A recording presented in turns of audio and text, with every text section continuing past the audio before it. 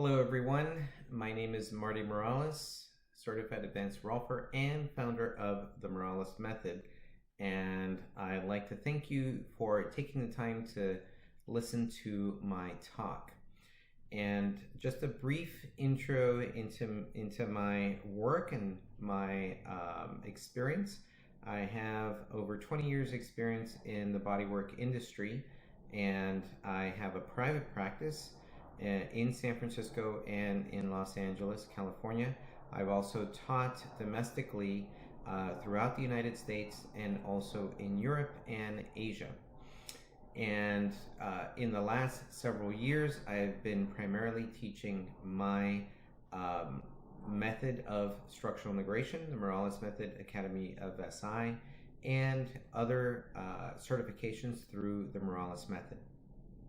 And this talk has to do with artificial intelligence, robotics, and how that might affect our take and beliefs on fascia and fascial work. So basically, I am sharing my opinions on a few things, and again, thank you for listening. I believe that the bodywork industry will go through a noticeable shift over the next 5 to 10 years in the United States, primarily due to robotics and artificial intelligence and the use of artificial intelligence within the robotics industry. The advent of AI and robotics will have a significant impact, I believe, on how we view bodywork, who will benefit from it, and it may even change our view on fascia. So let me explain these concepts. First off, robotics has already started to affect the bodywork industry. In San Francisco and in New York City, companies like Escape are supplying fitness centers such as Equinox with robotic arms that perform half-hour massage sessions.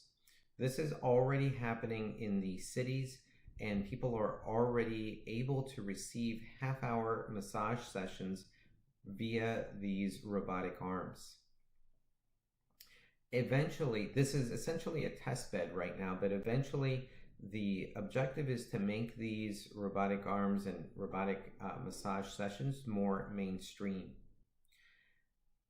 We believe, as we have been seeing these robotic arms now start to take hold and show up, like I said, in areas such as fitness centers and start to replace massage therapists who were previously offering massage sessions, we believe that these robots combined with machine learning, also known as AI, will be able to learn a person's body, will be able to tailor sessions as the client requires or as the client needs, and also may be able to adjust to structural anomalies of the client. In the future, we believe that these robotic arms could be paired with certain sensors that could offer up the added service of body scanning. These scanners might actually help with detecting possible health issues. Because of this possibility for a new competitor, I believe that there will be a need for us to improve our skills and create a niche of specialization in order to differentiate ourselves from the upcoming mass new population of robotic arms offering robotic massage. I believe that this niche of specialization is a way for us to adapt to this essentially new competitor.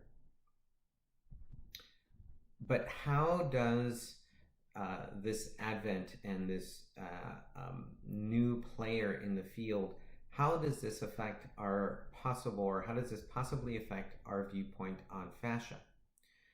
Well, for many years, many folks have followed the trend of fascia. Some have taken classes on fascia focused work. Some folks have taught techniques involving fascia centric concepts. Some of us even believe in a model that focuses exclusively on fascia. So let's go back to the robot arm. And let's go back to the possibility of programming a robot arm to do a massage session.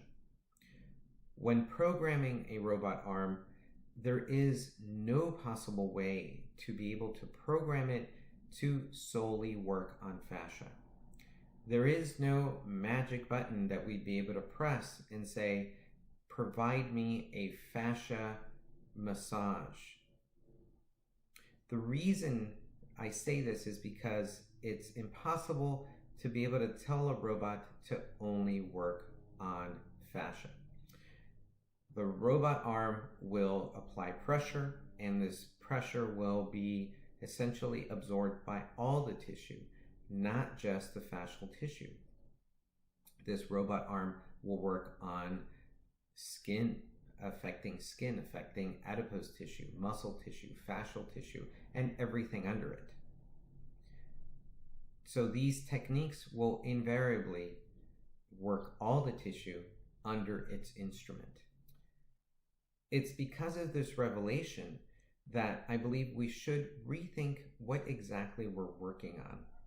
Are we truly working fascia, or are we truly working fascia plus everything under our tool?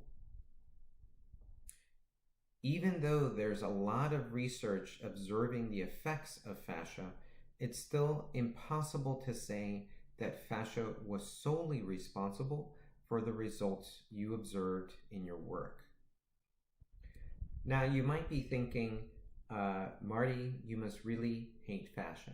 No, I don't actually hate fascia. I understand that it is a structure of form.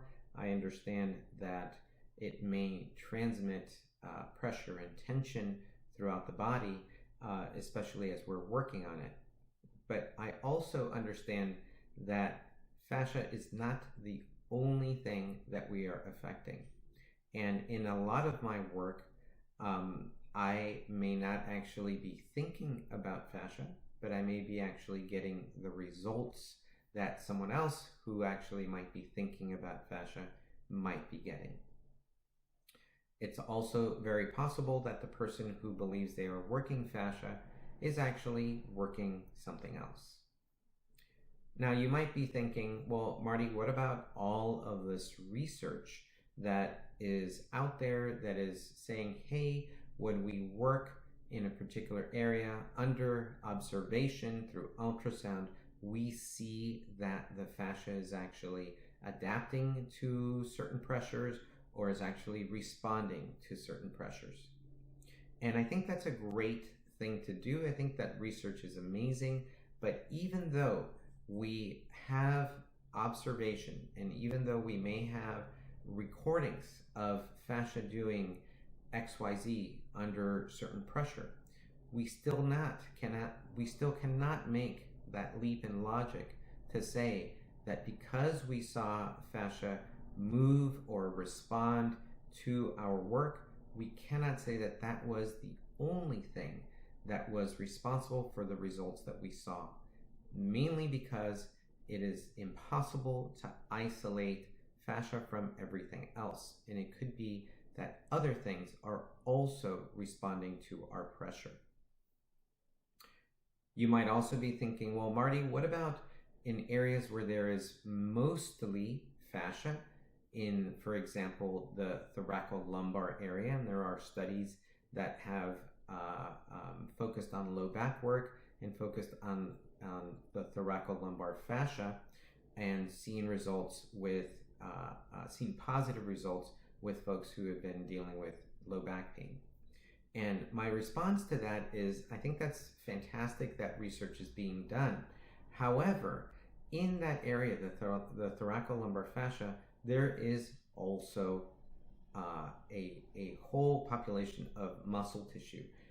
We have erectors, we have multifidus, we have rotatories, muscles that can also be responding to the pressure that was thought to be just placed on the thoracolumbar fascia, when in fact it is placed on many other things that I just mentioned.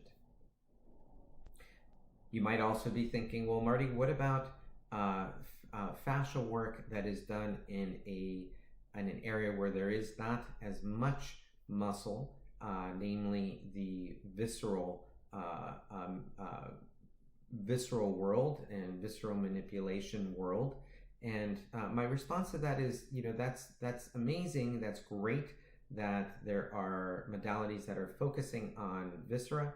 But my response to that is there is actually a whole lot of other tissue there, namely the abdominal wall, which has a lot of other muscles, and again, difficult to isolate the work. And even though we might be thinking we're working fascia in this visceral area, we're also working muscles in the abdominal wall, we're also working omentum, we're also affecting mesentery.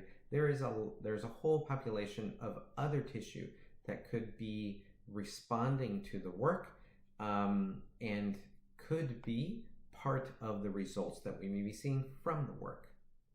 And so I suggest our efforts should be directed towards honing our palpation skills and specializing rather than going down a path of possible redundancy. Again, I'd like to thank you for listening to my talk. If you'd like to get a hold of me, feel free to find me on moralesmethod.com, and I wish you all the best.